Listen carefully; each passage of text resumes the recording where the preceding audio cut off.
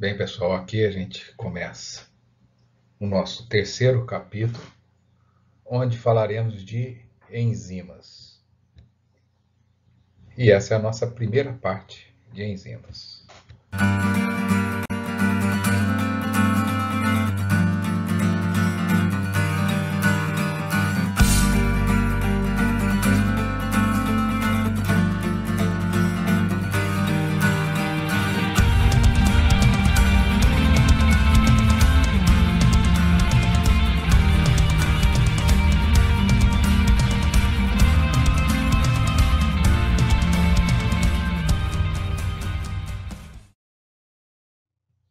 A origem da palavra enzima vem do grego enzyme, que significa em fermento.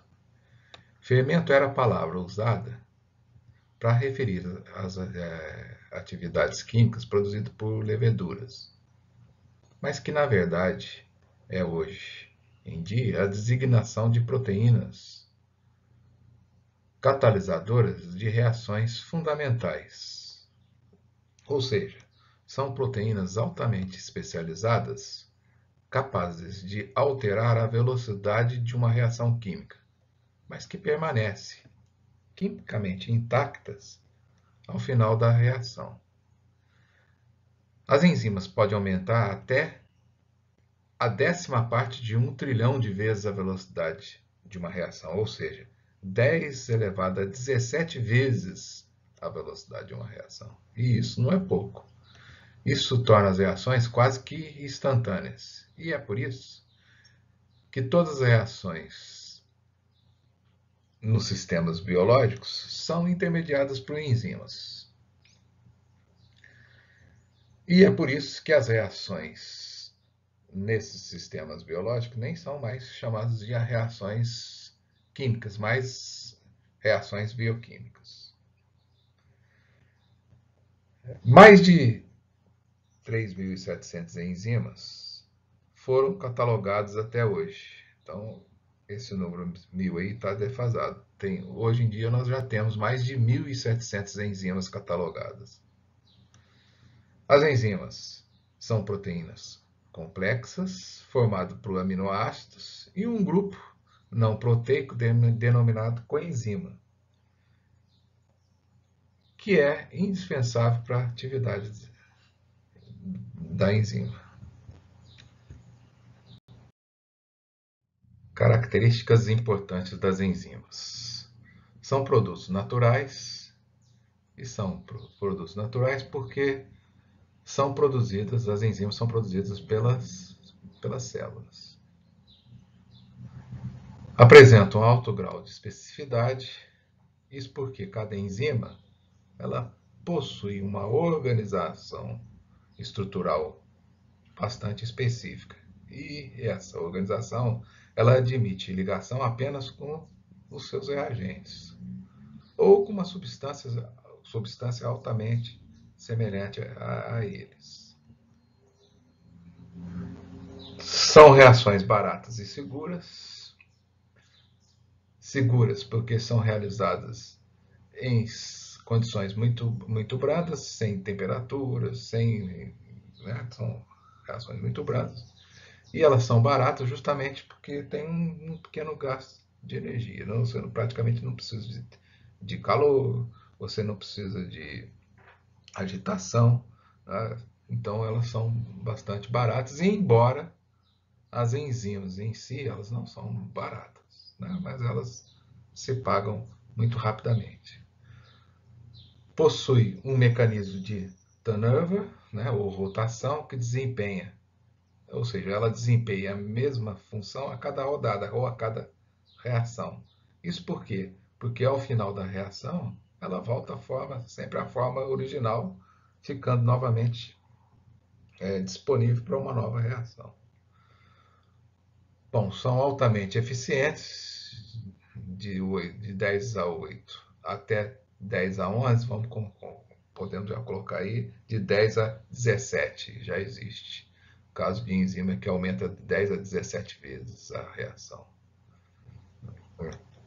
Bom, elas são eficientes porque elas são capazes de transformar de 100 até 1000 moléculas de reagentes que a partir de agora não vamos chamar mais de reagente, vamos chamar de substrato, em produto por minuto de reação. Ou seja, em 1 minuto de reação, elas são capazes de transformar de 100 a 1000 moléculas de substrato em produto de reação.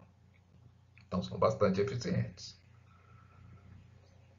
São econômicas, e elas são econômicas porque ela reduz a energia de ativação, que é a energia necessária para produzir a reação. Essa é uma função fundamental da enzima, que é diminuir a energia de ativação. São biodegradáveis e não tóxicas, porque são moléculas orgânicas. E, como a gente já disse, elas trabalham sempre em condições muito brandas. pH fisiológico, temperatura baixa e etc.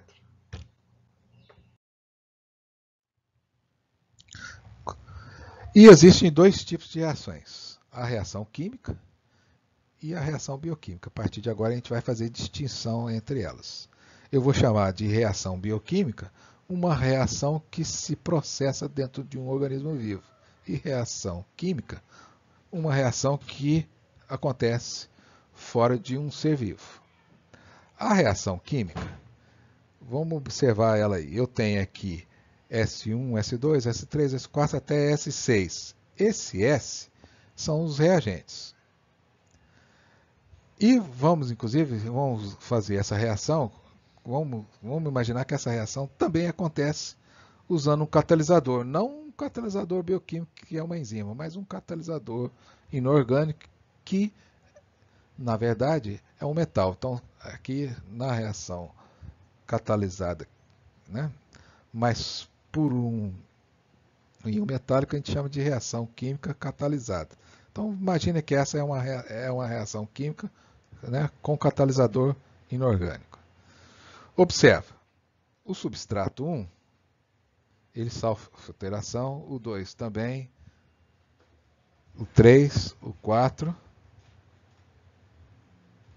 o 5 e o 6. Ou seja, todos os reagentes, ao final da reação, eles se encontram modificados. Então, a reação química, ela não é seletiva. Ela não seleciona qual é o reagente que ela vai modificar. Ela sai modificando tudo indiscriminadamente, né?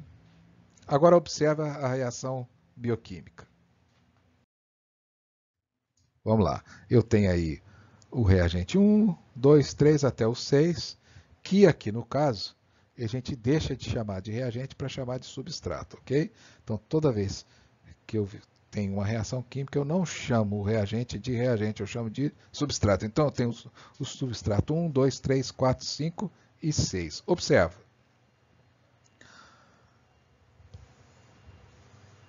O substrato 1 ele não é modificado, o 2 também não, o 3 não é, o 4 também não, o 5 também não.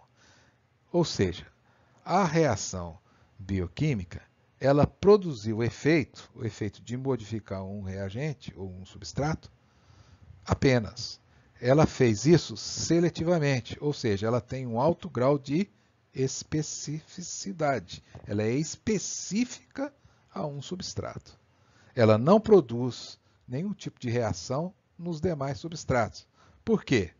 Porque essa reação ela acontece, né, numa porção dessa proteína, na porção da enzima, numa porção muito pequena. E quando esse reagente ele se liga à enzima e a enzima produz a reação, ele se liga de uma forma, né, eletrostática, através de uma força eletrostática. Como a gente já viu, essas forças exigem uma proximidade muito alta, ou seja, uma distância muito próxima de zero. Então, na verdade, é como se o substrato se encaixasse na enzima e não tivesse nem espaço, né, sobrando aí, nesse caso aí. Então, a gente diz que ela é bastante, né, específica a um substrato. Um substrato que não tem um encaixe, vamos dizer assim, perfeito, não produz catálise. Aliás, ele nem se encaixa nesse sítio de catalítico, né? Então, a gente diz que a reação bioquímica ela é seletiva e ela é restritiva. Ela se restringe ao substrato que ela tem afinidade. Um substrato que não tem afinidade, ele não é modificado, né? Essa é uma propriedade extremamente importante. Então, a energia de ativação, né, ela é a energia, como a gente disse, é uma energia necessária para que ocorra uma colisão. Aqui, a enzima colide também com o substrato, então todo o mecanismo de reação, seja ele reação química, é através de uma colisão. Só que no caso da enzima, como a gente vai ver mais para frente, existe uma orientação, né? Então a enzima se orienta em relação ao substrato. Essa energia, né, ela é diminuída, então a enzima ela gasta pouca energia para produzir essa reação, né? Essas reações elas podem ser de rompimento de uma molécula ou de união dessa molécula, de transferência de um grupo para o outro. Então, existem vários mecanismos de reação que a gente vai ver mais para frente, né? Mas, de qualquer forma, o gasto de energia para produzir esse efeito ele é reduzido na presença da enzima, né? Essa reação ela acontece geralmente em quatro etapas, né? A primeira etapa, a enzima se aproxima do substrato. A segunda etapa, ela colide com esse substrato e forma um complexo que a gente chama de complexo ativo. A terceira etapa, o substrato ainda ligado à enzima, ele é modificado, por exemplo, como eu disse, quebrado, a enzima transfere um grupo de uma molécula para outro, e assim por diante, ele é modificado, e aí eu tenho o complexo enzima produto. Então, no estágio anterior eu tinha o complexo enzima substrato, né? No segundo estágio, no quarto estágio eu tenho o complexo substrato produto, onde o produto ainda está ligado à enzima, e por último, a enzima libera esse produto, volta à forma original. Então, no último estágio, eu tenho, né, a enzima na forma original, pronta para uma nova reação, e o substrato, que é o reagente modificado. Como a gente já disse, a enzima, termodinamicamente, elas modificam, geralmente aumenta a velocidade de uma reação química, né? E são catalisadores que não se alteram no processo biológico. Por quê? Porque elas voltam à forma original. Como eu já disse, se ela não for voltar à forma original, eu não posso chamar de enzima. Ela é simplesmente um reagente. Observa. Aqui eu tenho um caminho da reação e a energia que eu gasto para produzir a reação. Então vamos lá. O primeiro gráfico, deixa eu pegar um ponteiro. O primeiro gráfico, em branco, é o gráfico que eu tenho de uma reação normal sem a presença de um catalisador ou de uma enzima. Então, olha bem, eu tenho aqui o meu produto no nível de energia mais baixo do que no nível de energia dos meus reagentes. Ou seja, os meus reagentes eles são mais energéticos do que os meus produtos. Então, eu já posso dizer aí que essa reação ela não é espontânea, né? Bom, para que ela de fato aconteça, eu tenho que fornecer energia. Qual é a quantidade de energia que eu tenho que fornecer? Essa aqui, né, que está apontada aí. Então, eu preciso fornecer uma certa quantidade de energia. A segunda curva, que é a curva pontilhada em verde, é o caminho de uma reação intermediada, né, ou catalisado por uma enzima. Observa, eu tenho aqui os mesmos níveis de energia, eu tenho sempre o meu produto com menos energia, com mais energia do que o meu reagente, e da mesma forma eu tenho que fornecer energia para que essa reação aconteça. Mas observa, a quantidade de energia que eu tenho que oferecer ele é muito menor. Ora, se eu fazer essa diferença aqui, entre essa quantidade aqui de energia e essa segunda, eu tenho o que eu economizei. Então, eu economizei uma quantidade considerável de energia simplesmente pelo fato de usar um catalisador enzimático. Então, aqui eu mostro o esquema da reação. Nesse caso aí, eu tenho a enzima se aproximando do extrato, formando um complexo ativo e, por último, a enzima se desligando do produto, que é o reagente modificado. Né?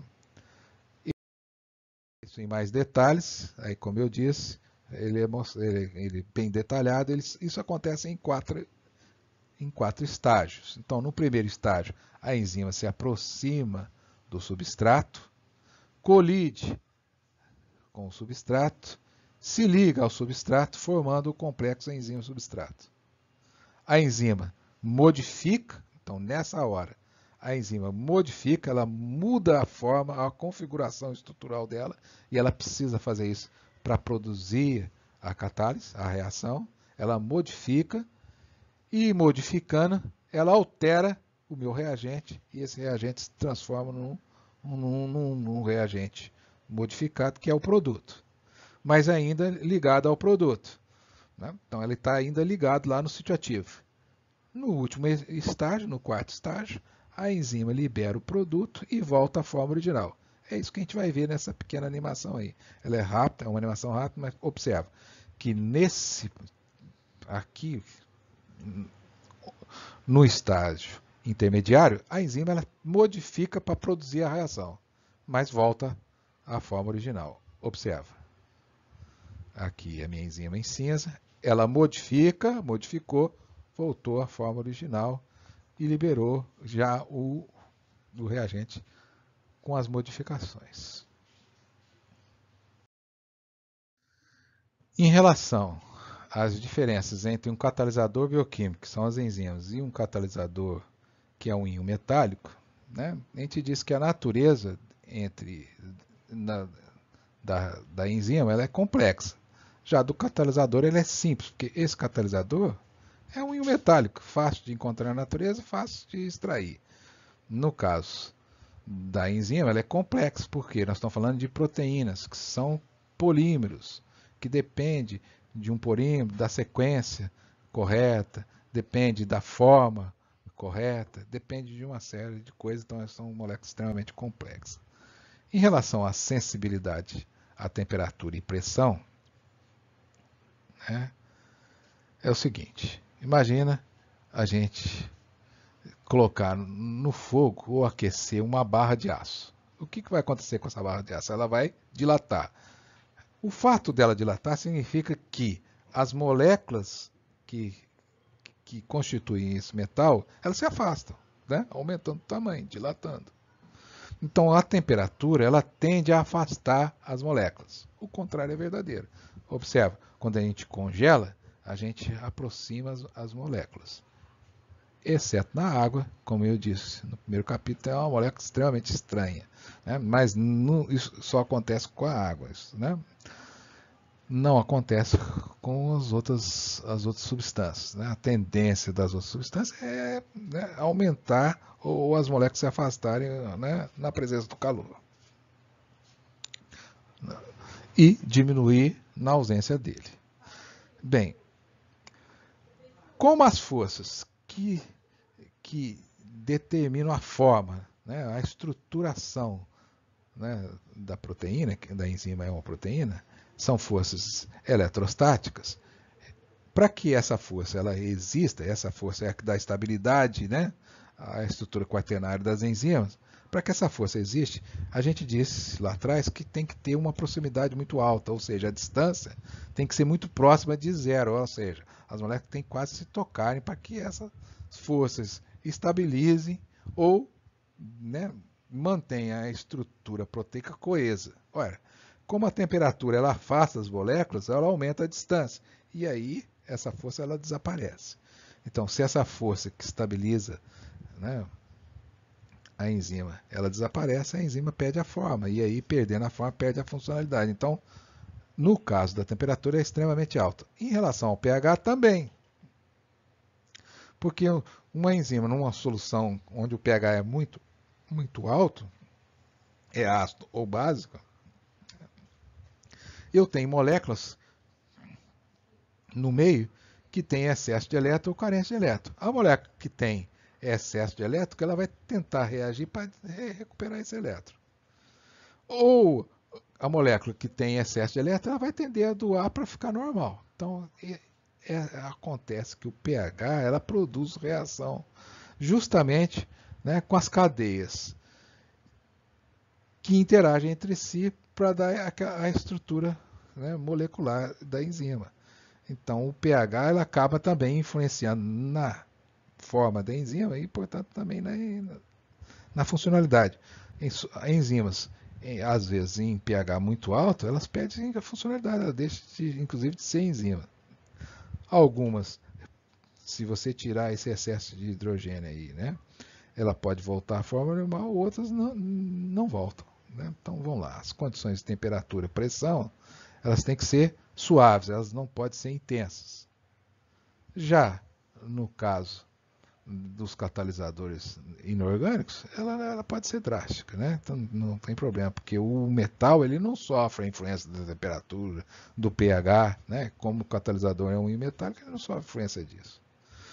O custo de obtenção ele é alto, porque, como eu disse no slide anterior, eu não consigo ainda produzir enzima em laboratório, por quê? Porque são moléculas extremamente complexas.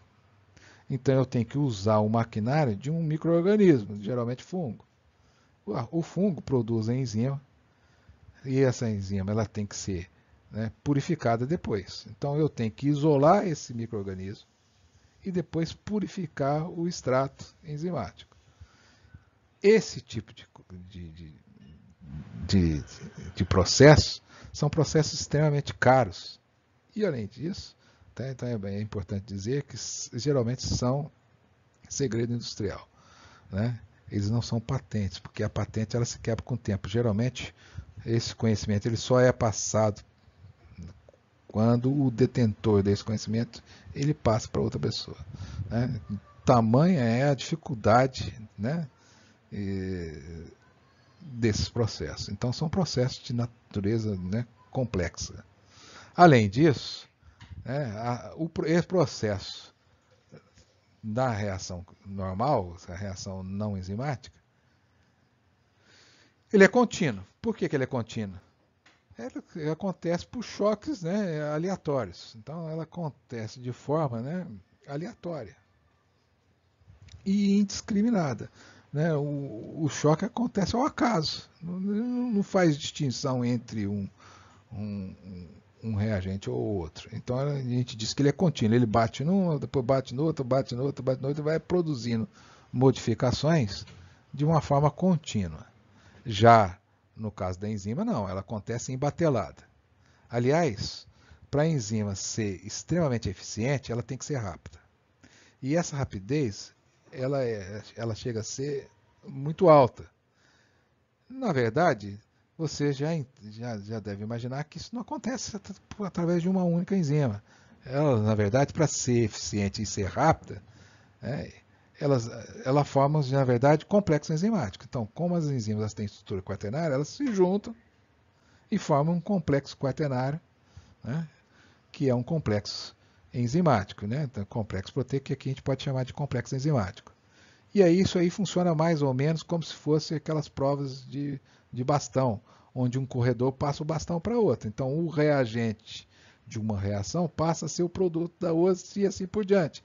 Isso faz com que essas reações sejam extremamente eficientes e rápidas. Então, ela faz isso em batelada. Ela faz, né, uma enzima passa o reagente para outra.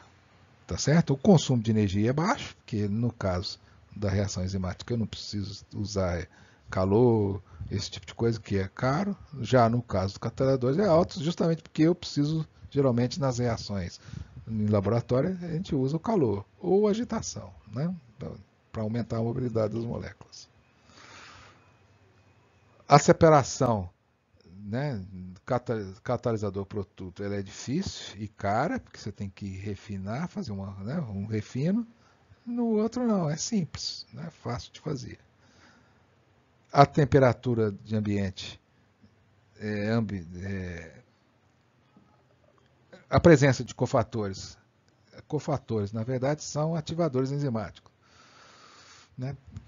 As enzimas, a gente vai ver mais para frente aí, que a maioria das enzimas elas são usadas para reações metabólicas, para fornecer energia, né? Então, a gente tem uma infinidade de enzimas que produzem energia. Imagina se a minha enzima ela não tivesse um controle. Ela ia produzir energia, tanta energia dentro de uma célula, que essa célula ia acabar morrendo por estresse energético, né? Então, as enzimas, geralmente, elas não são feitas na forma ativa, elas são ativadas, né? É como se fosse uma chave que liga essa enzima, ela se torna, né, produtiva. Essa chave, ou esse ativador, a gente chama de cofator, certo? Então, na enzima, ela precisa dessa chave. Ela já, no caso da reação com catalisador inorgânico, eu não preciso, né? Estabilidade no preparo, ele é baixo. Eu não preciso preparar, basta colocar o substrato e enzima, a reação acontece. Já no caso da reação química, ela tem que ser controlada, tem que aumentar a temperatura, eu tenho que agitar, então ela é alta, né? Então o preparo é alto. A energia de ativação na enzima, a gente já falou bastante, não precisa entrar em detalhe, ela é baixa. Na reação com o catalisador inorgânico, ela é alta. E a velocidade de reação é alta e no outro é baixa. Na verdade, quando você usa um catalisador inorgânico, a velocidade é alta, só que comparado com a enzima, ela é baixa, né? Porque a enzima tem uma velocidade extremamente, ela produz uma reação numa velocidade extremamente alta, essa reação quase que se torna instantânea, né?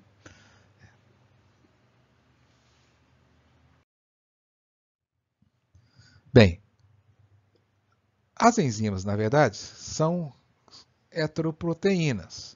O que são heteroproteínas? A gente viu lá atrás, heteroproteínas são proteínas que têm uma parte proteica e uma parte não proteica. Essa parte não proteica ela pode ser inorgânica, né?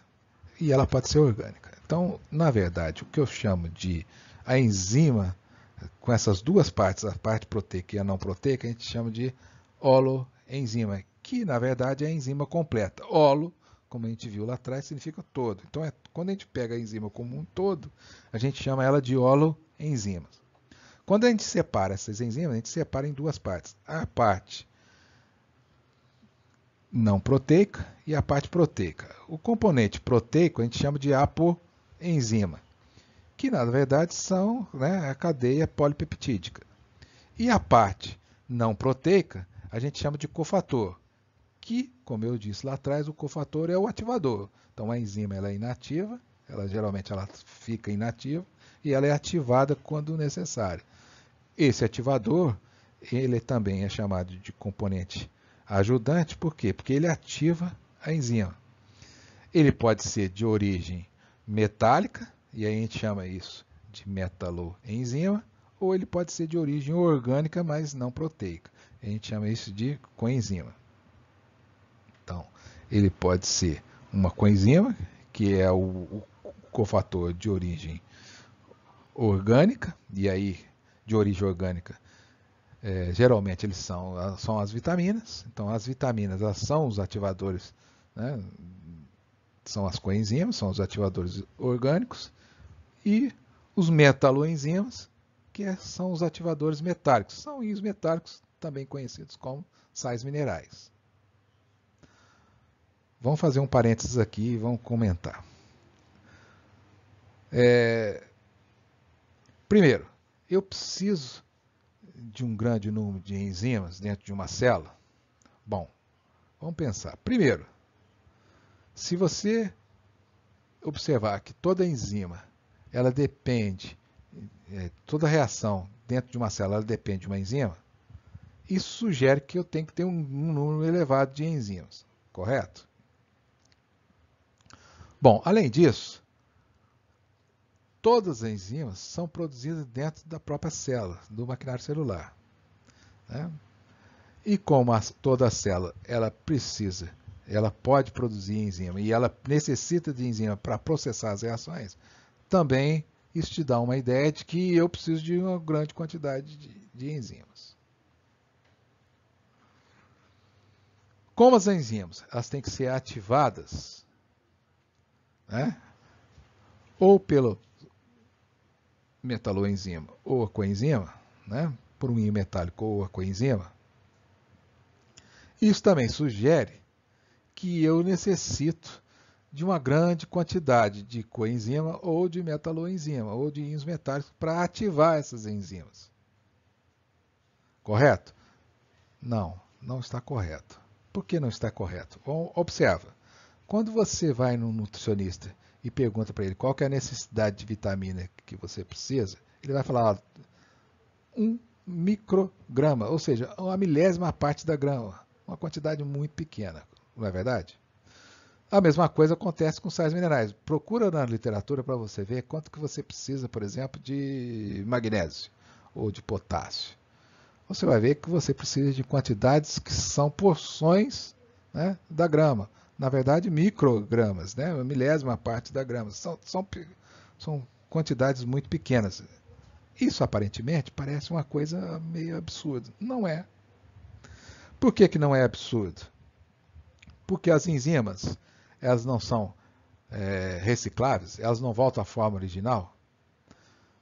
Não é verdade? Elas voltam à forma original. Além disso, ela produz uma reação quase que instantaneamente. Então, eu preciso de muita enzima? Não, elas são muito eficientes e elas estão prontas para uma nova reação muito rápida, ficam próximas para uma nova reação muito rapidamente. Então, eu não preciso de muita enzima. Se eu não preciso de muita enzima, eu também não preciso nem de muitas vitaminas, que são coenzimas, nem de muitas zinco, de muito cobre, ferro, magnésio, que são íons metálicos cofatores, ou metaloenzimas, né? E, na verdade, isso é confirmado porque as necessidades de ar são muito baixas. Ok? Então, vamos lá, exemplos de cofatores. Então, eu tenho aí o NAD+, o ATP, a nicotinamida, a coenzima A. Os cofatores, que são ativadores de origem orgânica, e aí está a prova aí que são de origem orgânica, eles, na verdade, eles intermediam reações de oxo-redução. Oxo-redução significa transferência de elétrons, né? Então, eu tenho um doador de elétron que doa esse elétron para um receptor. E aí eu estou transferindo elétrons de um lado para o outro. Ora, quem ganha elétron, ele reduz, porque ele ganha carga negativa. Quem doa elétron, ele oxida, porque ele perde carga negativa e fica mais elétron positiva. Então eu tenho, por isso que eu chamo de reação de oxo-redução. Então, os cofatores, né, eles geralmente são carreadores de elétrons ou até de prótons. É o caso de próton, é o caso do NADP+. Esse mais aí significa que ele está transportando hidrogênio. Não um hidrogênio comum, um hidrogênio protônico, é um próton. O ATP, ele vai participar lá na cadeia respiratória, transferindo elétron, né, na cadeia respiratória, transferindo elétron de um átomo para o outro. Na verdade, elétron é energia, então produzindo energia. Todos esses exemplos aí, na verdade, são exemplos, né, de cofatores da respiração celular. Eu já pus aí respiração celular, que é um assunto que a gente vai ver mais para frente. Bom, vamos ver alguns exemplos de cofatores. Então, o primeiro exemplo aí é a cobalamida. Ela é um cofator, né? Ela é o ativador de uma enzima que transfere um grupo metilo, né? Ele passa um CH3 de uma molécula para outra, ou seja, ela faz a clivagem da ligação metila. E aí, olhando aqui do lado, né, então vou te pegar o ponteiro, você observa que essa molécula é orgânica, né? Outro exemplo é a bioterina, né? A bioterina também é um ativador de uma enzima, né, que transfere uma hidroxila. A hidroxila, ela tem excesso de elétron e ela vai doar esses elétrons, né, ou compartilhar esses elétrons. Então, na verdade, também ele é um cofator de uma enzima que produz uma reação de redox, oxidação, né? A biotina, que é um ativador de uma enzima que transfere um grupo carboxílico, e observando do lado, a gente também percebe que ela é uma molécula orgânica. A coenzima A, que é uma coenzima que ativa uma enzima lá do ciclo de Krebs, ou ciclo do ácido cítrico, transferindo uma cadeia, né, hidrocarbonada de uma molécula para outra.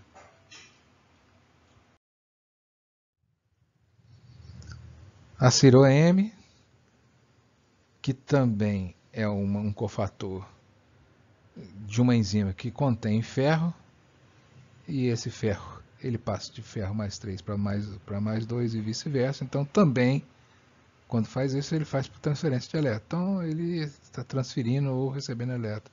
Então também é uma reação de redox. O FAD,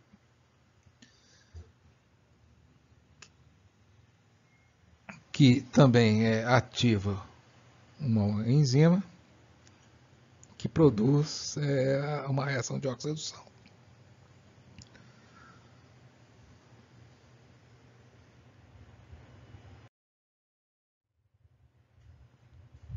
E agora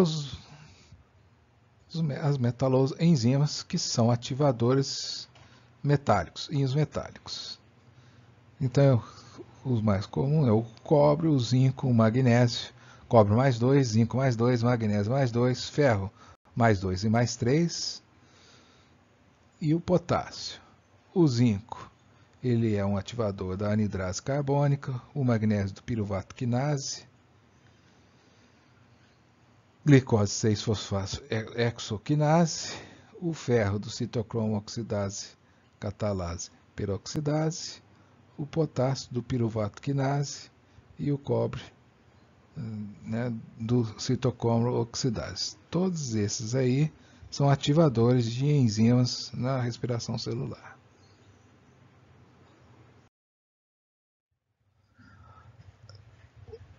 O centro metálico é que ajuda a dar forma quaternária para a enzima. Então, a enzima ela precisa se juntar a um íon metálico, né? E quando ela faz isso, ela modifica a estrutura do centro ativo, e essa modificação ela permite um encaixe perfeito. Então, é importante você entender isso. Um terço das enzimas elas contêm, né, metais, então elas precisam de catalisadores metálicos, né, ou metaloenzimas. O papel desses metais ele é bastante complexo, nem todos ainda estão bem definidos, mas a gente sabe que ela modifica, né, que transferência eletrônica, geralmente é transferência eletrônica, e isso produz, né, alterações ou interações que passa para o resto da enzima. Então ele não fica ali só no sítio ativo, ele é transmitido para o resto da enzima. E se isso acontece, a gente tem que considerar a interação com o substrato e também com o resto da enzima, né? Os aminoácidos que se ligam a esses metais, né, ou seja, os principais aminoácidos que se fixam os metais no centro ativo são a cisteína, o ácido glutâmico, o ácido aspartico e a astidina. Bom, como isso aqui eu já tinha dito, então quando o substrato é coordenado ao metal no centro ativo, as variações eletrônicas e estruturais elas são transmitidas para o resto da enzima. Aqui eu tenho um exemplo de metaloenzima. Então, nesse caso aqui é o íon metálico, né? Olha lá, o íon metálico. E aí você vê que as interações ela acontecem ao longo da proteína. Então, as alterações que acontecem aqui, eletrostáticas que acontecem aqui, elas são transferidas para o resto, né, da enzima. Não só no complexo ativo, mas como o resto da enzima. Bem, aqui a gente termina a nossa primeira parte e continuaremos no próximo evento. Até lá, um abraço grande.